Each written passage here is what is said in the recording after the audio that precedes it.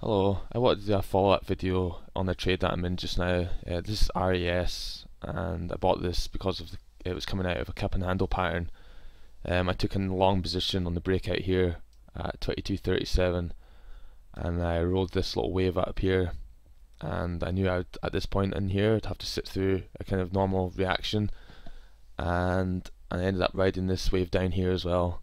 The last video that I did, I was in here and I was looking for a bounce off the 20 period moving average, and I was looking for the trend to continue, but they shook it even further and it came down and tested the previous breakout area. The reason why I held it, my final line in the sand was the 50 period moving average, and we stayed above that area, so it kept me in the trade. And since then, we've had a nice little rally in here on increasing volume. So the volume here is above average, and looking at the pullback here that we had here, the pullback was on below average volume. So we have below average volume pullbacks, and then we have above average volume up days. So the volume patterns are looking kind of constructive. And the last run that we had here, the volume was an increasing volume as well, but in this previous little run, the volume is starting to really pick up again. So things are looking kind of constructive for holding this trade.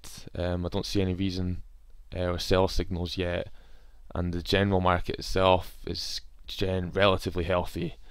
There's no real sell signals on the main indexes either, so it gives you kind of license to hold or try and hit something longer. So this thing reports on April 27th before the market opens, and it still has a high short float of 27.3%.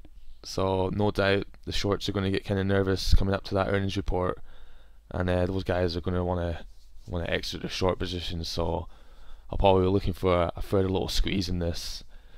So as it stands, I don't know what I've got. I think I'm up about 18% or something on this so far, but there's nothing telling me to sell it. So I'm just going to keep holding it, and we'll see how it goes.